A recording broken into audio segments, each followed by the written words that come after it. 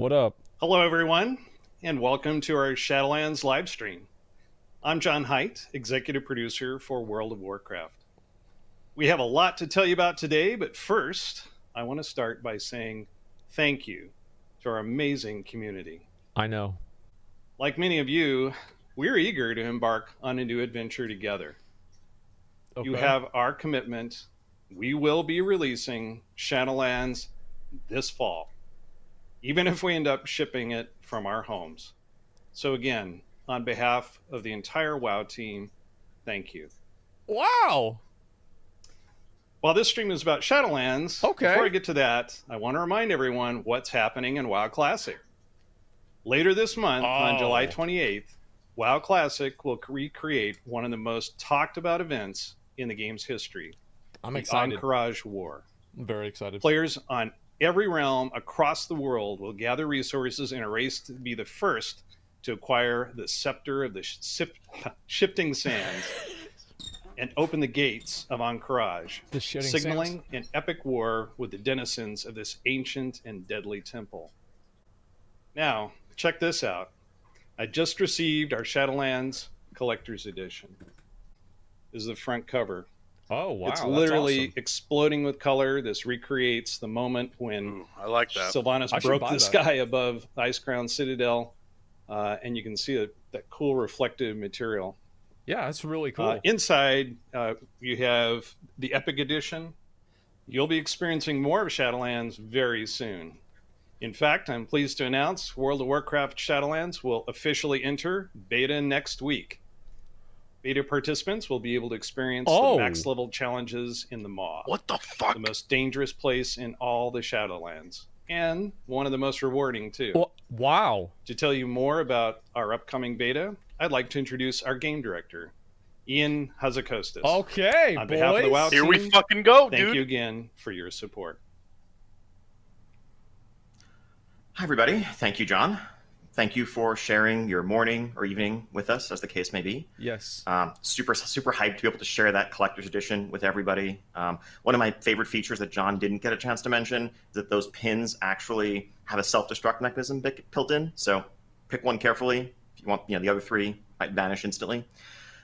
Let's talk a little bit about what is coming up in the beta ahead. Still less punishing than switching in game, probably.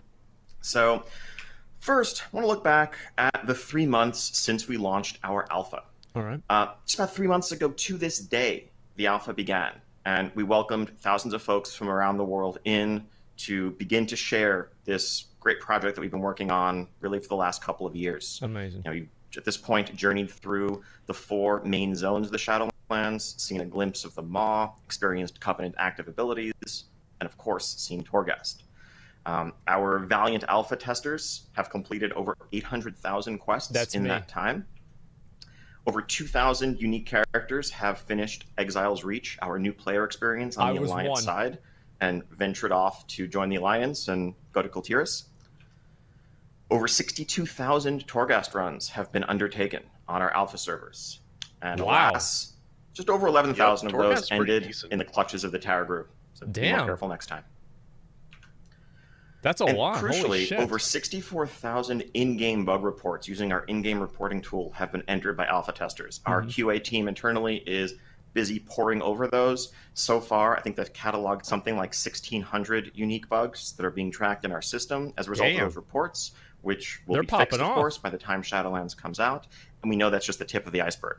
This is really, an invaluable tool, and every bit of your feedback matters. Wow, okay. Speaking of feedback, it's not just the feedback within the tool, but also broader discussions on the forums and the community at large, on places like Reddit and Twitter, and the videos folks are making to share reactions, thoughts, and ways in which the experience that they're seeing could be improved. You're welcome. Something that our entire development team is eagerly attentive to. Man. Now, our alpha experience and our alpha process really is a true alpha. For the past weeks, what you have been seeing is the active organic evolution of the game. Sometimes a build might have a change that literally is 5 days old.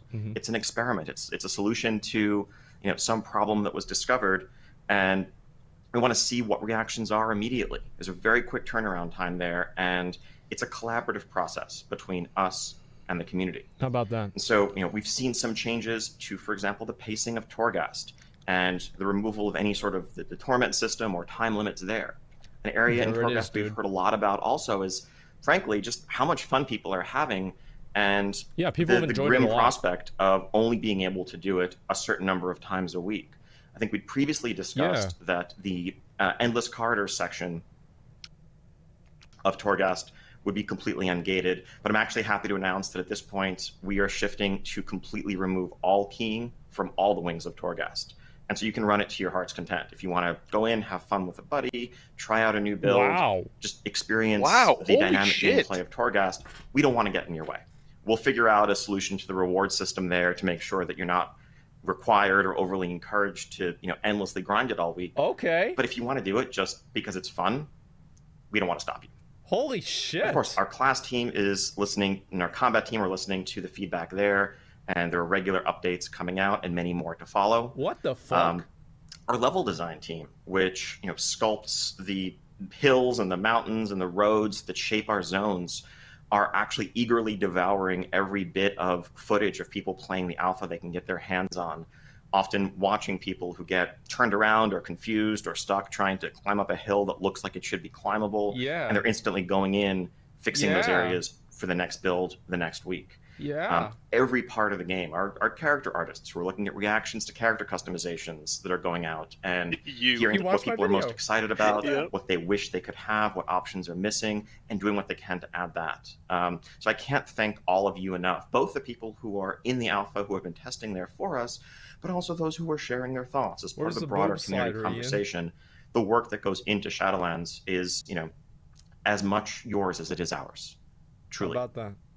So now, turning the corner, looking ahead to what the next weeks will hold as we move into our beta. Okay. So what does beta mean?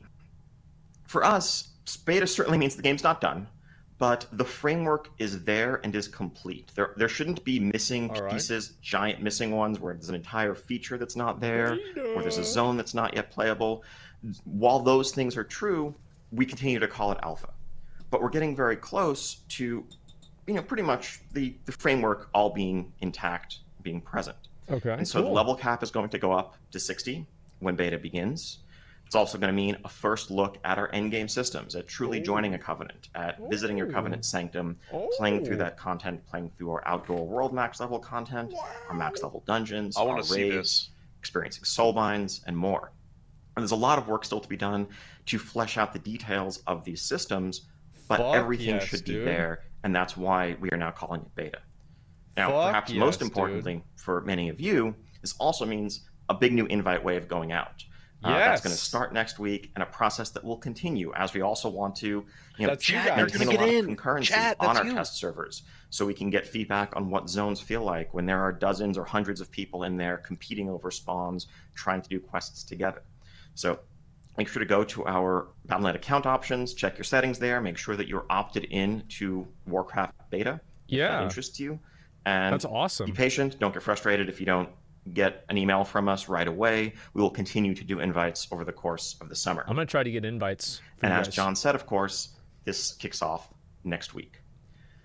So I want to take the rest of our time together just to talk a bit about some of the things that you're going to be seeing as part of that endgame loop.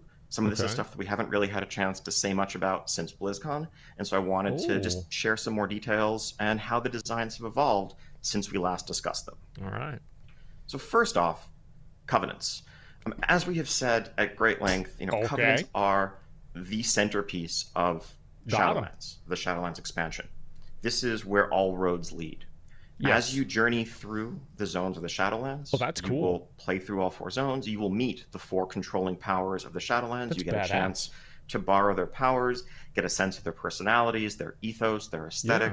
And at the end of that road, when you hit level 60, what awaits you is this fateful choice as you return to Oribos, now fully understanding the stakes that are affecting the Shadowlands and really all of existence, and choose whether you want to cast your lot with the Kyrian of Bastion, the Venthyr of Revendreth, the Necrolords of Maldraxxus, or the Night Fae of Ardenweald.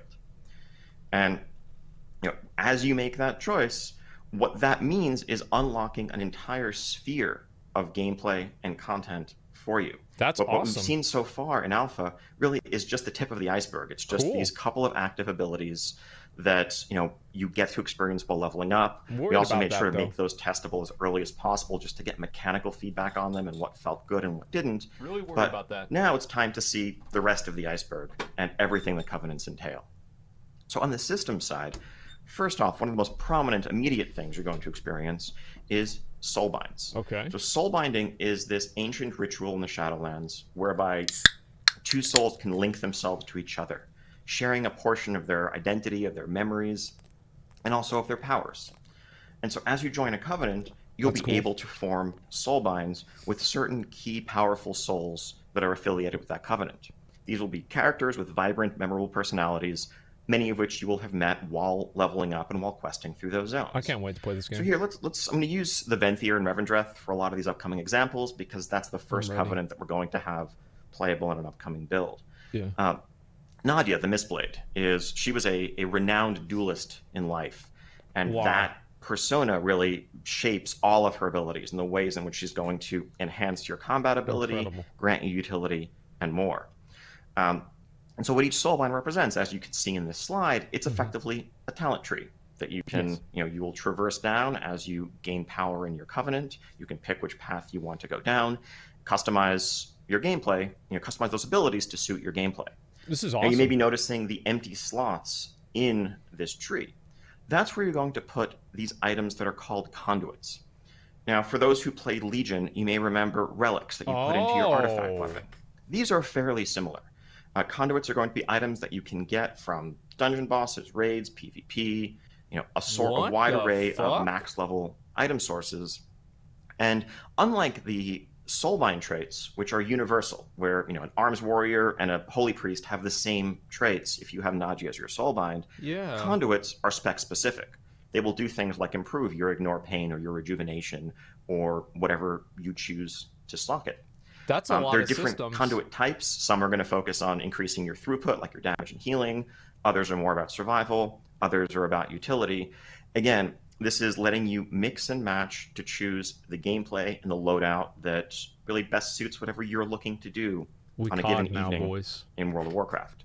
Now, unlike Covenants, which themselves are a very weighty Wow, choice loadout. and not What's something your that's loadout? lightly switched, Soulbinds have a great deal of flexibility, both in terms of respecking them at a nominal cost, nothing escalating like how Azerite was in Battle for Azeroth, or just switching from one Soulbind to another the same way you might respec or switch talents. Oh, okay, Truly, great. the idea here is to have a range of options, and you pick what suits you for what you're looking That's to do awesome. right now.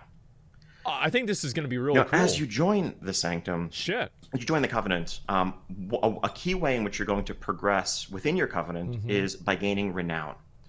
Renown will deepen your connection with your Soulbinds. It will also unlock a wide range of features, rewards, followers, which we'll talk about in a little bit, cosmetics, and more. You'll earn Renown by, on a weekly basis, going out into the world, gathering Anima, this precious lifeblood of the Shadowlands that every Covenant is starving for, or by going into the Maw and rescuing tormented souls that really rightfully belonged in your Covenant, in your realm, but that were instead cast into the Maw because of how the Machine of Death is broken. This isn't an open-ended grind. This isn't like artifact power. This is a more metered progression as you're working on behalf of your Covenant. And we're making sure that really from the start, the moment Shadowlands launches, we have robust catch-up systems built in, whether you are an alt, someone who's switched Covenants, or someone who's just, late coming to the game. We don't want you to feel like you're behind or like you have some catch-up calendar. We'll see. But Renown is a primary way in which you will progress through the systems of the Covenant, including Soulbinds, but also some stuff I'm about to talk about next. All right, that sounds cool. So each Covenant has a Sanctum. Now these are holy loose inspiration shit. is drawn here from Bro, things how like the many garrisons systems back in are there? Warlords or the class halls in Legion. Each Sanctum is the base of operations for that Covenant, and this is a place where you're actually likely to begin and end most of your gameplay sessions once you're at max level. Each Sanctum has a number of features to it that you can upgrade, but really restore to functionality. Okay. Because I think what we're going to learn as we venture through the Shadowlands is that this was a vibrant place that had its own ecosystem and politics and people with various pastimes. Cool. But all this has been thrown into disarray as a drought plagues the land. Everything is withering, starved of anima, and chaos really is consuming the Shadowlands. And you, as a champion of your covenant, will be working to restore that order, to restore things to how they once were. And that will be largely accomplished by getting anima, rescuing souls from the maw, and restoring, activating these structures. One of them that every covenant has is a transportation network. So within your own Portals. zone, if you're a member of the Night Fae within Ardenweald, there's a complex route network that lets you quickly access different parts of the zone. That's cool. The Venthyr and Revendreth have a network of blood mirrors that can basically teleport you around. We want to make it so that, particularly if this is something you're investing in, you feel most at home, most comfortable in your zone if you're a member of that given So you have covenant. zone-specific That is where your things. powers are greatest. That's that is where dope. your covenant's That's influence is badass. greatest. Yeah, that's fucking. Another structure that every covenant has is something called an Anima Conductor. So as I've mentioned, Fuck. part of the plight of the Shadowlands is this lack of anima. Groves in Ardenweald that were once flourishing with magical energy are now desiccated, withered. Temples in Bastion lie dormant, deactivated. The constructs that once guarded them It's are chess. inactive. Anima is the answer to all of those things. Yeah. And so what you're doing as you bring it back to your covenant, to your sanctum, is pooling it in a reservoir, but you also have the ability to direct the flow of anima outward toward your zone to regrow, reactivate these dormant parts of the space. Oh, Now, what that means in gameplay terms is you can send a stream of anima over to an area, which will enable quests, treasures, events, outdoor world content in that area for you based on your choice on a given day. As you upgrade your Anima Conductor, you'll have more options that you can unlock. And as you engage in the system in general, you can progress towards permanently enabling and reactivating these spaces, both so that you have the content available for you, but also so that you see the world change around you to an extent. This grove that once was withered and dead in Ardenweald will once again be blooming and flourishing with anima energy thanks to your efforts. Wow. And the events that were there will now always be up for you as a result of what you've done. The whole zone is a garrison. The third system that every covenant has is a scouting map. This is an extension That's of the mission badass. system that we first introduced back in Warlords of Draenor, and we've kind of tinkered with that formula a couple times since then. And I think the basic loop there, we've moved away from its central importance that it had in Warlords, and I think we're not looking to go back to, the Warlords era version of this being a source of the best raid gear in the game or what have you. But it's an outlet for some storytelling, some offline progression. So you have something waiting for you where you log in. I'm and totally something that okay you with can this, maybe by the way. check in on Yeah, in this is shorter fine. sessions. Yeah, totally But okay with we it. want to add more depth to the system than what we've had in the last couple of expansions. Okay. What we have previously really is just, it boils down to a coin flip. You're doing a simple matching game, matching counters to threats, and maybe you get up to 170% success chance to get your bonus reward and hope you get lucky. And really, if you didn't, there's nothing you could have done better, nothing you did right or wrong, and you either succeed or fail. We want to re-envision the foundations of that system to be something that is a better analog to the fantasy that we're trying to convey. Okay. The way a mission works in Warcraft isn't a coin flip. The way combat works in Warcraft, when you're sending these champions out into a dangerous area, isn't success or failure. It's nuanced gameplay with tanks and healers and melee DPS and range DPS as a party of combatants fight a bunch of enemies. Auto chess? And so this is an abstracted form of that type of combat. It still will happen while you're offline, but there's a turn-based system here where you will level up your Soulbinds, recruit additional champions and adventurers to bolster their ranks, and send troops custom based on your covenant out to complete these missions and obviously bring back some of that sweet loot that you're looking for. Oh my god. There's a lot of depth to the Dude, system. I wanna see We're how gonna this have works. A, early Yeah, peek at it same. in our next couple of builds, and we'll continue to add more breadth to it over the course of the beta. Really I'm curious to getting hear hard. initial hands-on impressions. Ew, And gross. as always with all of our features, we want to jump in and react quickly to whatever feedback we hear. As before, adventurers will also be supported in our mobile companion app, which will be updated for Shadowlands at the time of the expansion's Yeah, release. it's on phones, right? Now, those three features that I just talked about are something that every covenant That's good. has access to. This they is are good. universal. But each covenant also has a fourth structure that is unique depending on which covenant you've joined. Wait, what? Now, I've been using Leventhir a lot for Sure. these examples, so let's start with them. Good. If you are a Venthyr in Revendreth, you also have this fourth section of your sanctum known as the Ember Court. Now, what the Ember Court is, it's a hosting venue for pretty rad parties. The culture of Revendreth, certainly before things really went off the rails in the events leading up to this expansion, was one of elegance, aristocracy, a lot of those tropes surrounding nobility. And part of what that means is showing off your influence by hosting grand galas for the most important individuals, not just from Revendreth, but from across the Shadowlands as a whole. And the Venthyr were notorious for this. Now, your ally, as you join the Venthyr, Prince Renethal, is looking to reestablish himself, to reestablish a new order, and showing off his growing influence and stature in that area. And you're going to help him out as a loyal member of his covenant. The way that's going to play out is what's effectively, a self-contained minigame where you can go out, seek out guests, invite them to the party, not maybe literally arrange catering, but figure out the different services that are going to make those guests happy, play through the party in real time, maybe fending off party crashers that are trying to disrupt the festivities. And at the end of the day, maximizing the happiness of all your guests. And ideally, if they're happy, on the way out, they'll give you a token of their gratitude in the form of, well, sweet Warcraft loot. Oh my god! And to be clear, this is not gloom and doom, life or death, saving the Shadowlands stuff. This is just a fun side activity that has a remarkable amount of depth to it, but is there to allow us to flesh out the culture and the personality and the identities of these covenants, of these areas. Yeah. You're not going to defeat the jailer by throwing the most badass party in the Shadowlands. It's just for fun. But that is part of what being a Venthyr is. Beating the Now, jailer. if on the other hand, you join the Kyrian in Bastion, their unique feature is called the Path of Ascension. Now, the Path of Ascension is driven by this unique soul mirror, whereby you can actually inhabit the consciousness of one of your Soulbinds. So you can play, let's say, as the aspirant Pelagos, with a unique set of abilities, and go through a series of trials, gladiatorial combat against the most powerful souls of the Shadowlands that you will also go out in your adventures across the world and recruit and capture and bring back to fight within the Path of Ascension.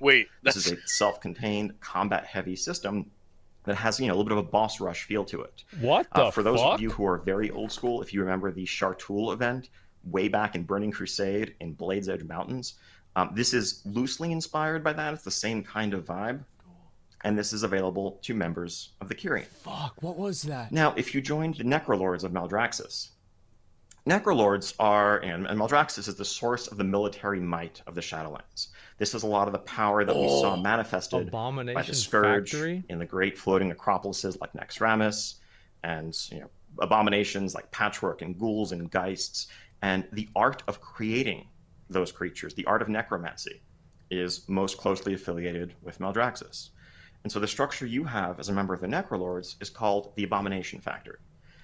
And this is a system whereby you can build fleshwork creatures, essentially, whether it's an abomination or a ghoul or a geist, to be the perfect housing for a soul that's in need of a physical form.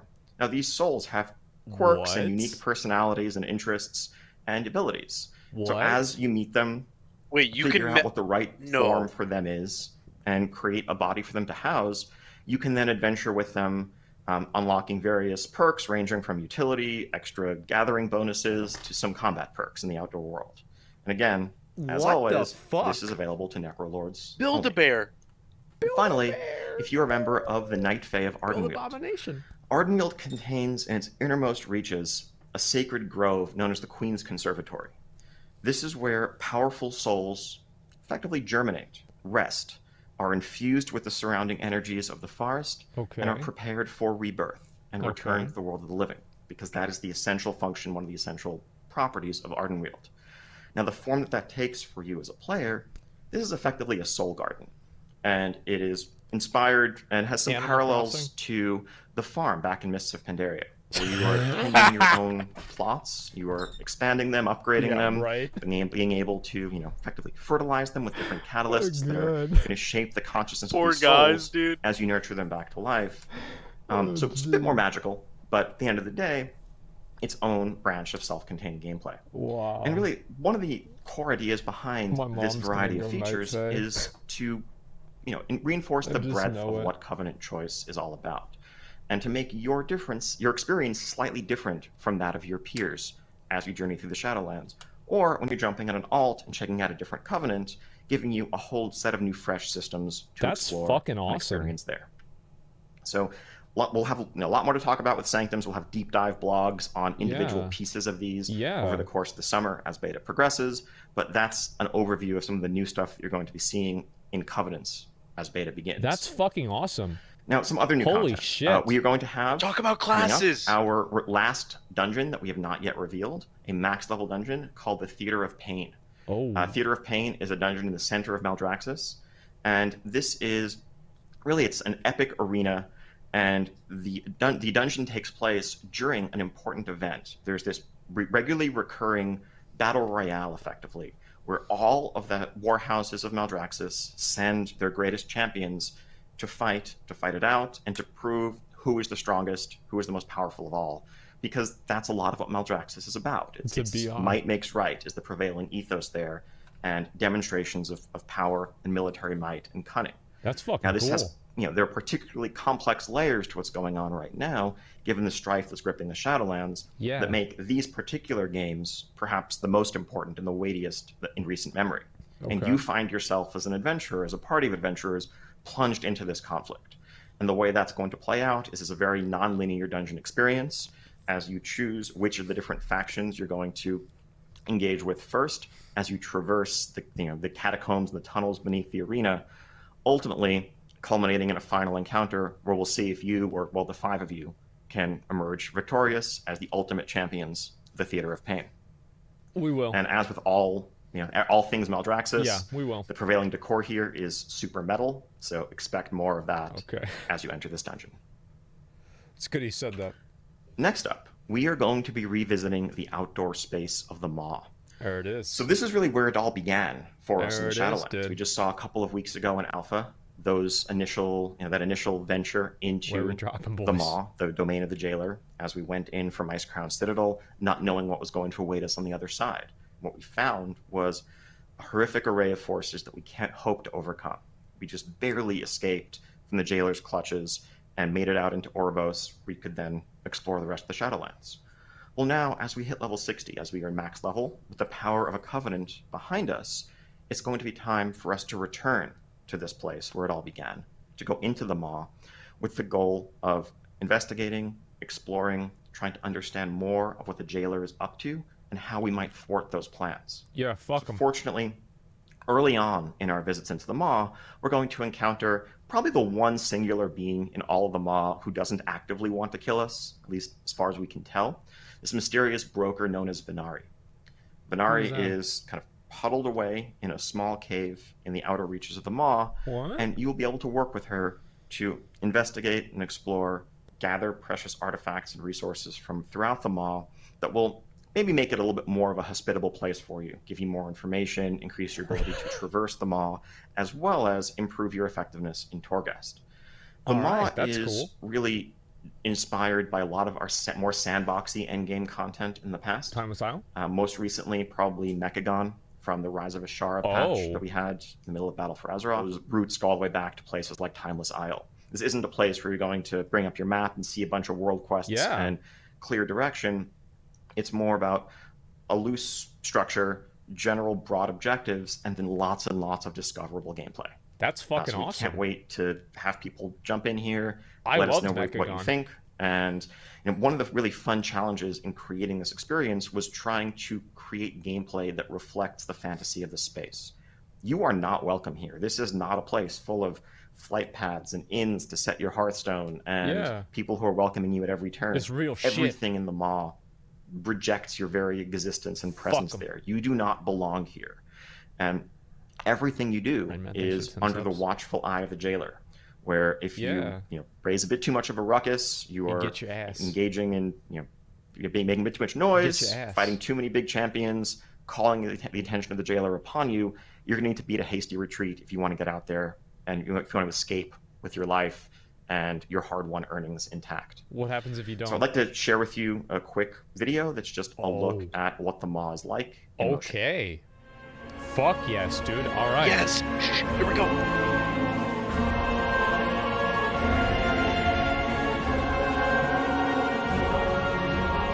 I've already seen all this.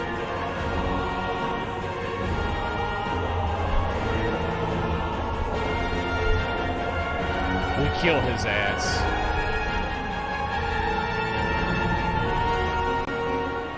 Well, that place looks badass. The fire terror. Oh, it's a fucking Balrog. That's cool. All right. So yeah, All it's like a super desolate place, but awe-inspiring in a terrible way. So those are some of the specifics that we've just covered. I also want to lay out a bit more of what lies ahead as beta unfolds. That's cool. Across the summer.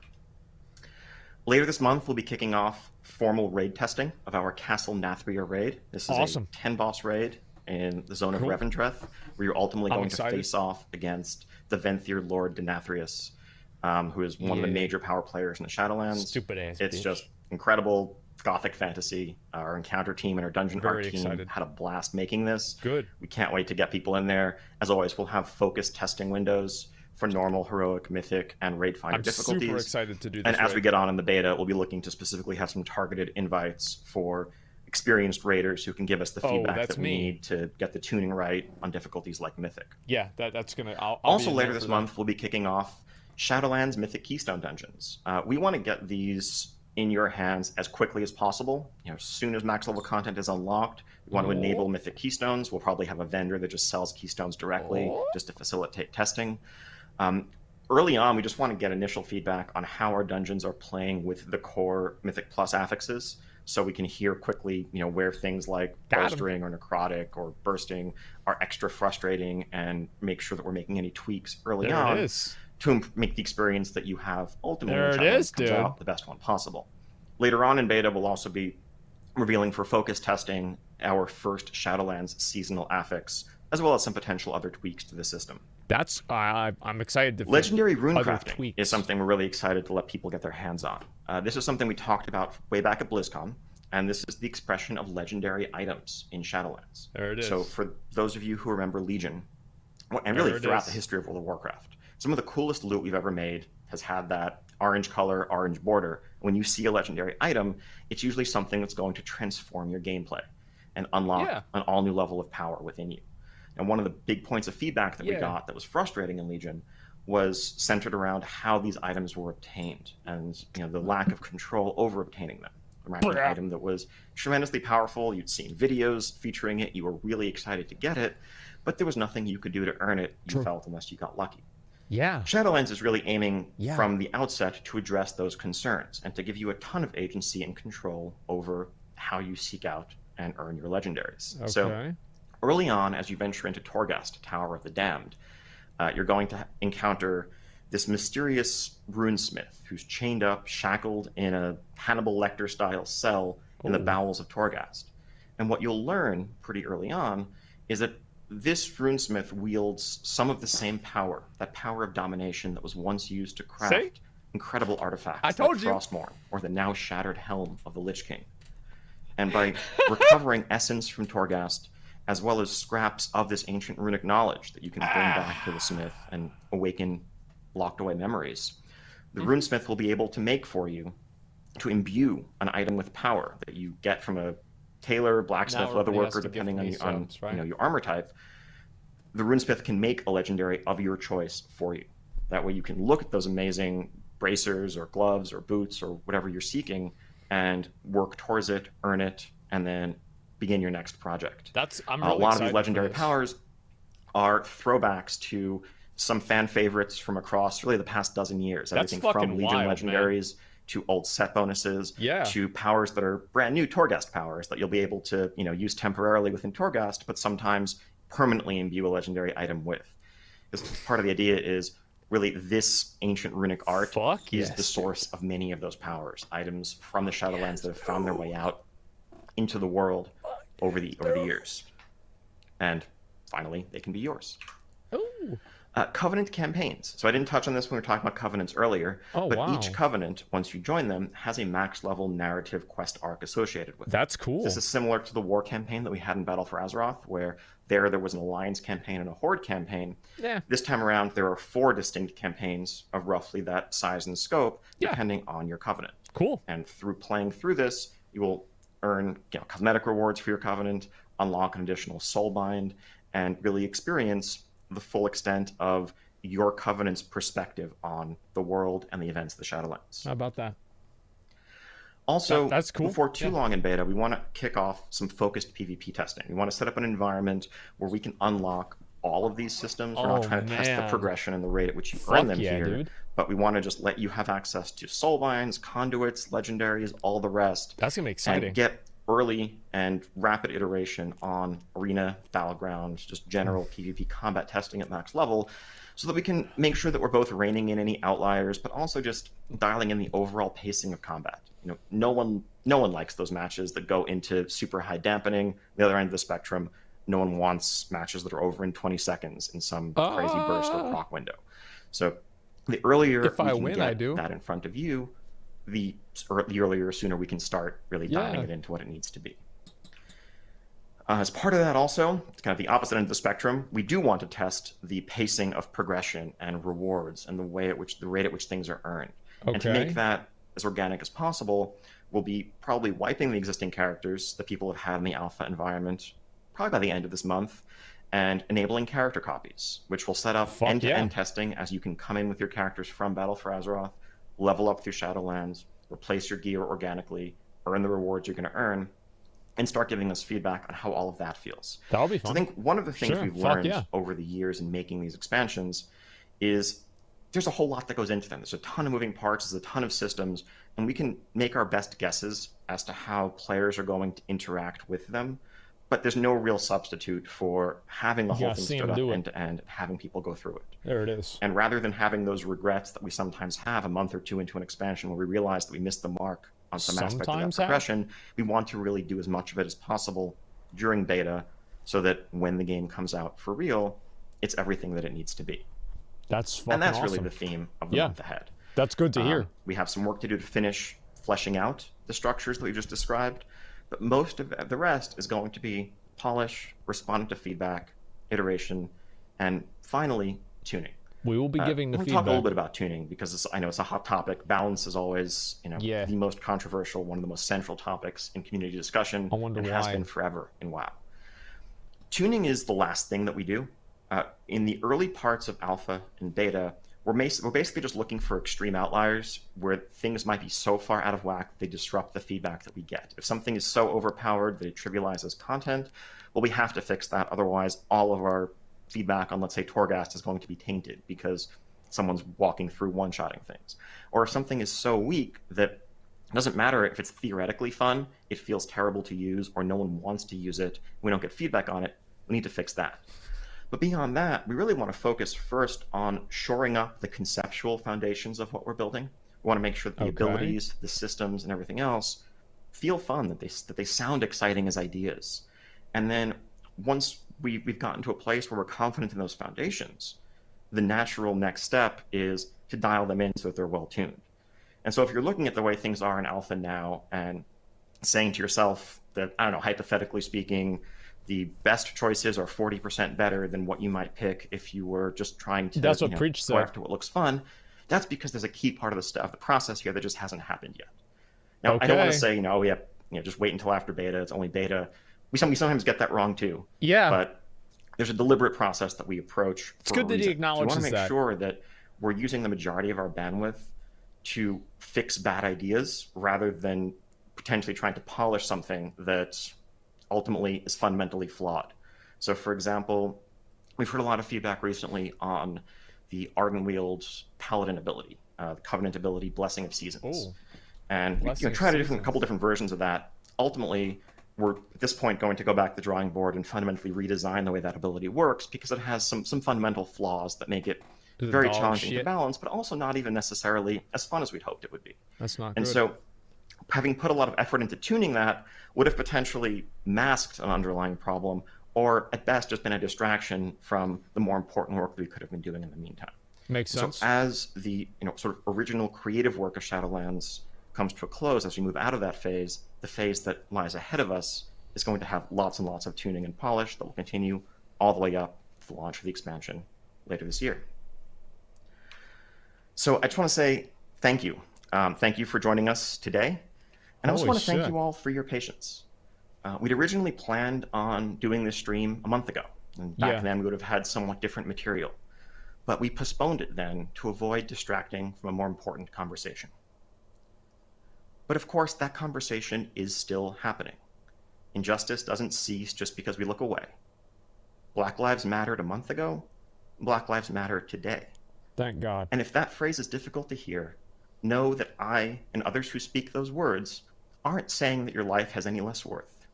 We're only calling attention to the ways in which our societies seem to need a reminder that Black Lives Matter. Now, as John said earlier, these are extraordinarily difficult times.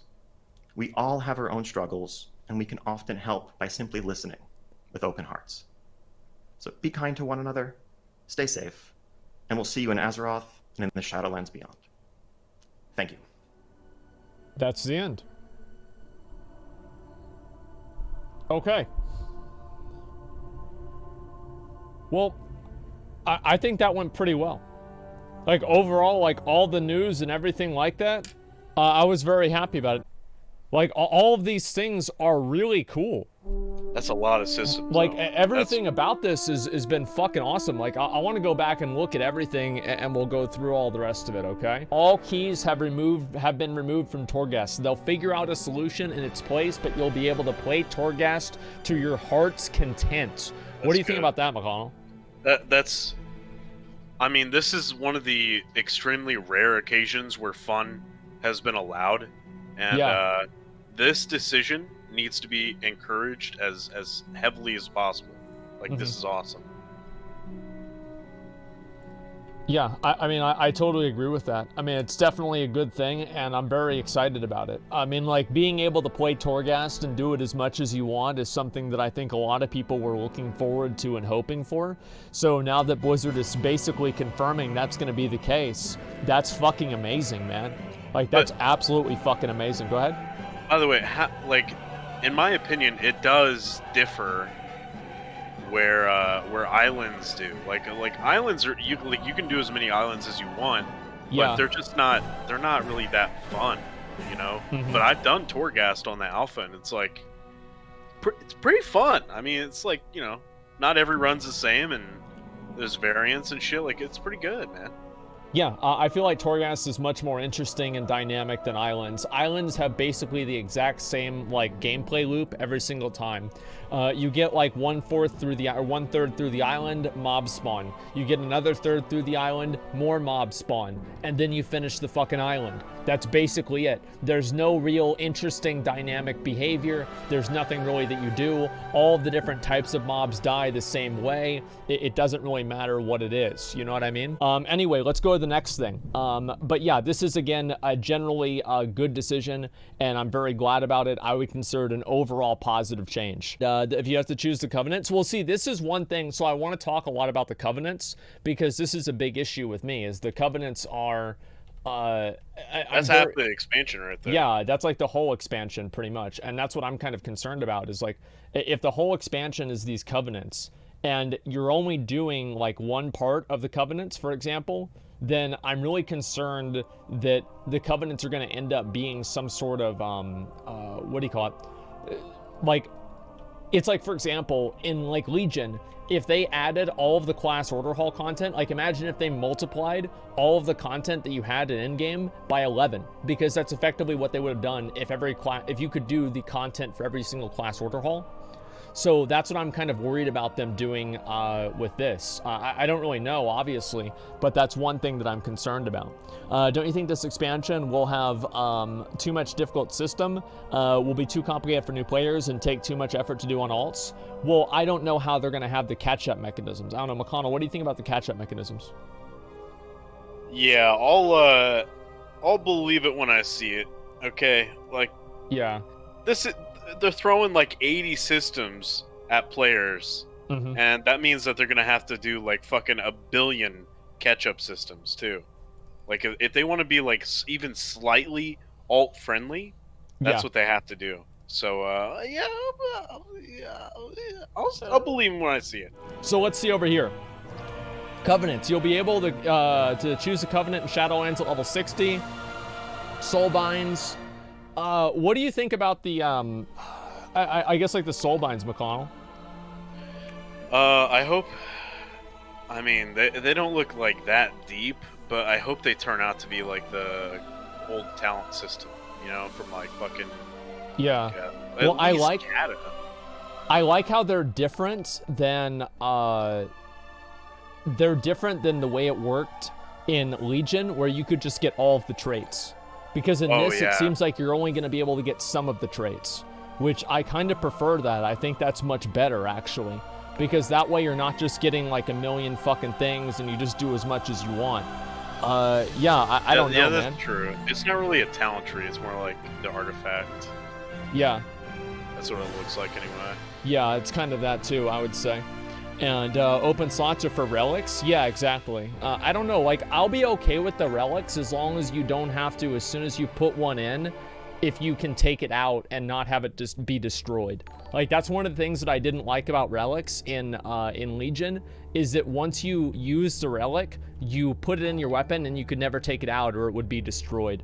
I thought that was kind of silly, man. Renown. Okay, here we go. Renown is a weekly objective by going into the maw and rescuing tormented souls, or going into the world and collecting anima. It's not an open-ended grind, and there are more plans to have a catch-up system implemented right away. So I really like this, because it's basically an extended experience, or not experience, excuse me, extended reputation system. And I like reputation systems because they end. And I like the idea of doing something for a while and then having it end because you've done it for enough time. There's a cap. I want there to be a cap. I think having a cap makes it a lot better. I vastly prefer having a cap. This is awesome. They don't with Paragon boxes, though? Yes, they do. You just get the item, and then you stop getting the boxes. I forgot. I accidentally opened up a box off-stream for the Tortolan, and I got my last toy out of the Tortolan box. I never have to do another one of those fucking calligraphy bullshit things again, because there's no reason for me to do it. And giving people a way to actually complete content, I think, is good, because it will give players more, like, it'll open them up to do different things in the game. And that's something that I'm very excited about.